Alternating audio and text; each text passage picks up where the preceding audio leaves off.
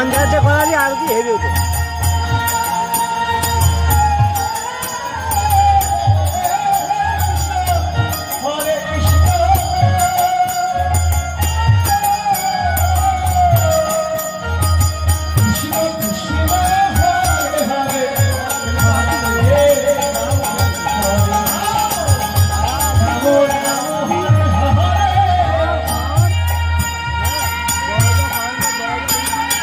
কেরাম আরতি এলো,